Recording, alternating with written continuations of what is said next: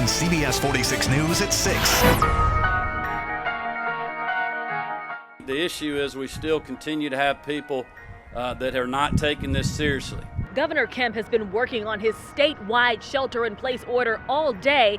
There's no question that these are unprecedented times. And we'll bring you the details as soon as he signs it. I don't want to be that distraction at all, Adam. A Georgia state senator comes under fire after traveling to his vacation home in Florida just 2 weeks after testing positive for coronavirus. It was a family decision, a medical decision. I'll have the exclusive interview with the senator you'll only see right here just ahead. We feel the pain, we feel the urgency. Patients are dealing with a backlog of coronavirus tests. I'll take you inside the new product that will hopefully change that. And now at 6, Georgia's confirmed number of coronavirus cases grows overnight by 600. Thanks for staying with us. I'm Tracy Hutchins.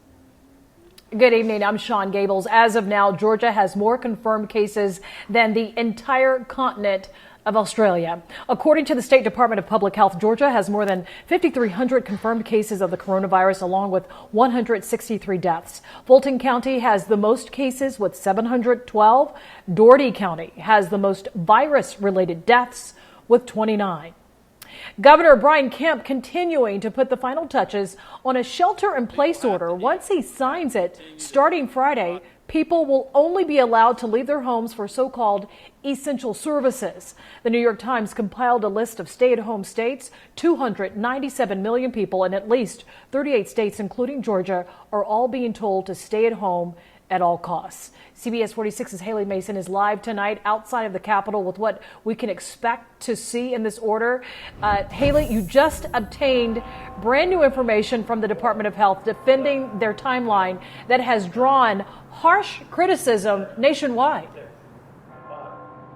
That is right. The Public Health Department for the state of Georgia just sent us a letter to clarify what they knew and when about how the coronavirus spreads. This all comes as Governor Brian Kemp and his team are facing some pretty harsh words of criticism after he stated yesterday that they just learned within the last 24 to 48 hours that the coronavirus could be spread from people that do not yet exhibit symptoms. Governor Kemp yesterday said that that information was a, quote, game changer and was essentially the catalyst to what prompted them to start this shelter-in-place order. Hear his words yesterday.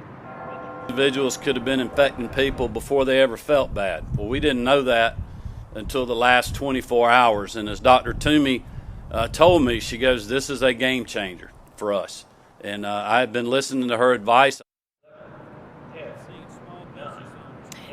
And now that was Governor Kemp's statement that has drawn some pretty harsh criticism today, mainly because the warnings of asymptomatic spread have been pushed by the CDC for about a month now. This afternoon, the State Public Health Department is now clarifying what they say prompted the move for a statewide shelter-in-place order. In that letter that it was just sent to us, it says, quote, for weeks, it has been known that people who were positive for COVID-19 but did not have symptoms likely were able to transmit the virus. However, on March 30th, the CDC confirmed that new data indicates that as many as 25% of people infected with COVID-19 remain asymptomatic. They say additionally, science now informs us that people who are symptomatic are infectious for up to 48 hours before symptoms appear. They say this information is what tells healthcare providers, the community, etc., how this virus is spreading so rapidly and why. That, again, is what they say triggered this shelter-in-place order that right now is still being drafted by Governor Kemp, the public health commissioner for the state, Dr. Kathleen Toomey, and their teams. We right now just know that essential businesses will stay open and that schools will be closed. Only now online learning will take place. We'll bring you the details as soon as he signs it and gets that order over to us. For now, reporting live outside the state capitol, Haley Mason, CBS 46 News. Haley, thank you. Earlier today, we sent a photographer to grocery stores across metro Atlanta. We wanted to see if any panic shopping was taking place, and it looks like for the most part, people were not snatching milk, bread, water, toilet paper, or other essential items. But it's a different scenario. In Cherokee County, we got these pictures from the Target in Canton. Take a look at this. The cheese, pasta, and paper product aisles are all bare. Yeah, someone may be stocking up, Sean. Well, no more face-to-face meetings between guidance counselors and students. Governor Kemp issued an executive order closing all the state's K through 12 schools. Schools across Metro Atlanta, as well as the rest of the state, have been doing virtual learning for weeks now. The governor's order means this will continue until the academic year ends. Atlanta Public Schools Superintendent Dr. Maria Kostarfin says her heart goes out to graduating high school seniors. We feel for them. We know it's important. They've worked so hard and we want to respect them. But I do not have an answer for that yet. But I'm not committed to a virtual ceremony yet at all. I still would love to see us figure out something super clever and brilliant that would feel special. It might be really different, but feel special and exciting and honor our seniors. School districts are working out whether or not they are going to give out grades or pass or fail marks for the school year.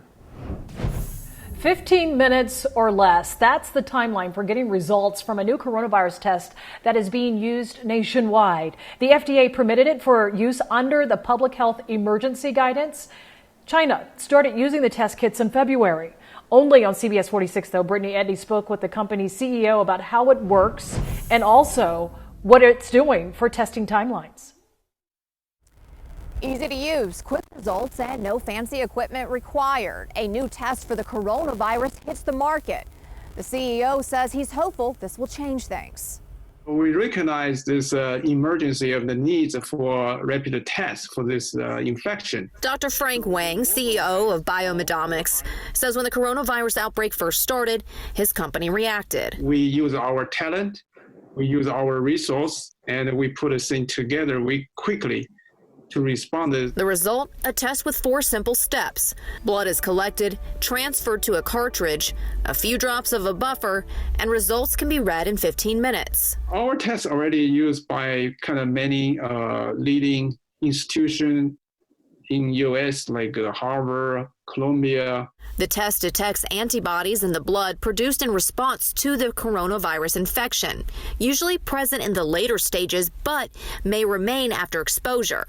This helps determine who's been exposed, even if they didn't exhibit symptoms. They feel that our test is very fast and very easy to use, and it can deploy into their real clinical usage. They provide very important information for, infection history.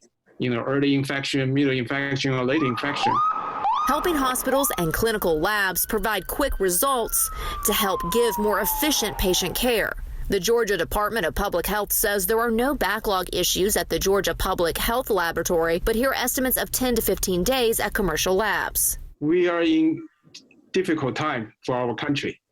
And we know that because personally, every day I'm receiving certain calls and also emails to appealing our test to be used. Dr. Wang says he can't reveal how many tests have been shipped domestically or abroad because it's proprietary information. In Atlanta, Brittany Edney, CBS 46 News.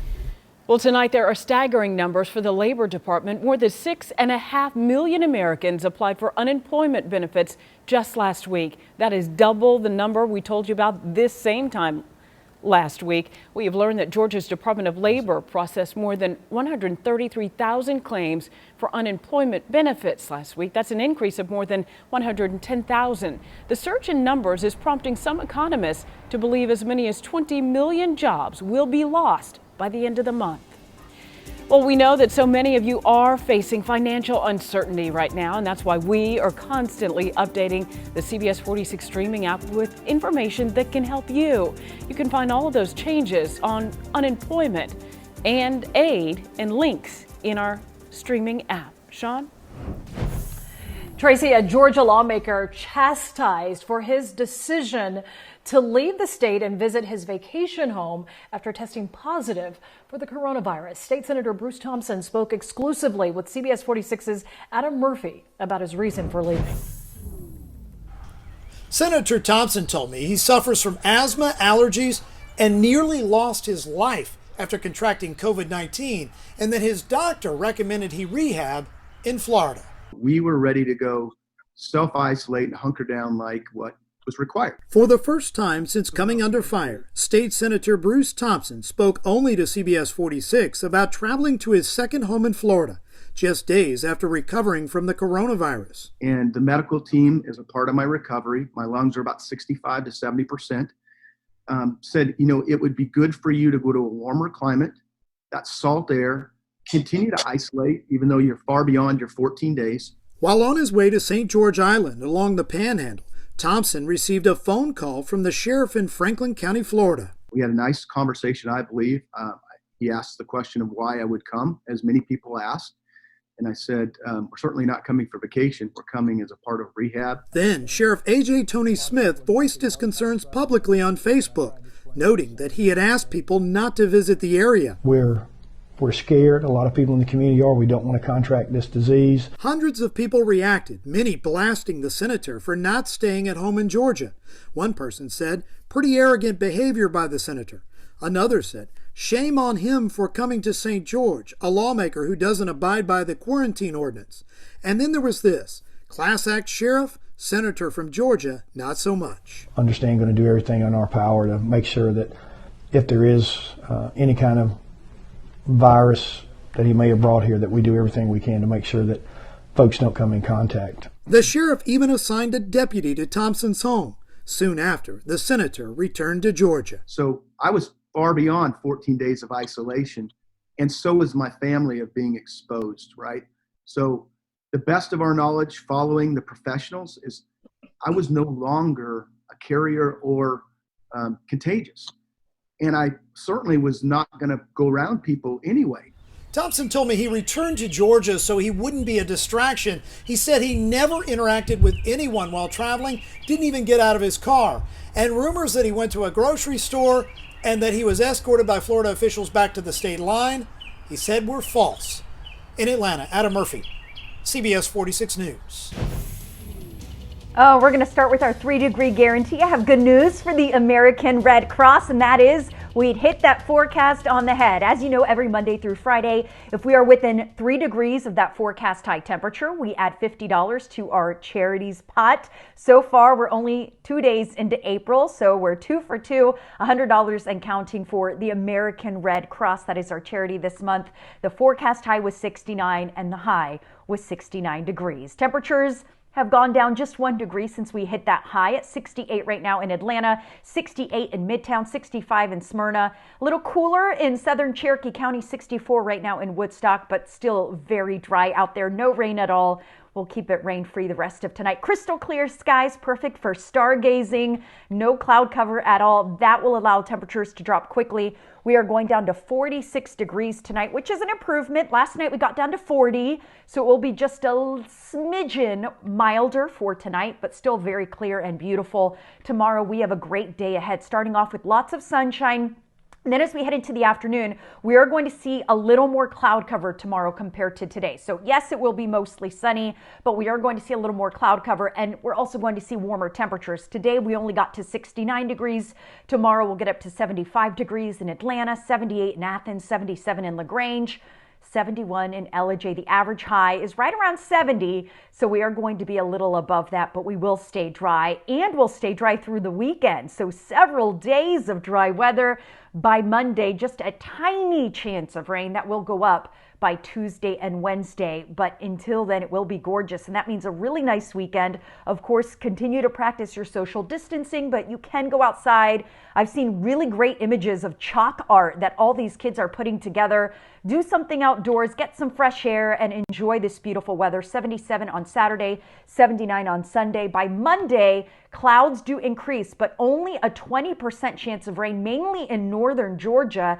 Then as we head towards Tuesday, the clouds will thicken up and we'll see higher rain chances as we head into the afternoon, with a good 50% chance of rain on Tuesday. On Wednesday, just a few showers lingering, a 30% chance of showers. Could see some storms as well, so we'll be watching for the potential of severe weather. As of now, doesn't look like a super high chance of severe storms, but it is April, and on April is our severe weather season, or at least the peak of our severe weather season. That's when we see most of the tornadoes, if any at all, here in North Georgia. So we'll be watching closely for that. For now, just know that we have great weather, and it will continue through the weekend.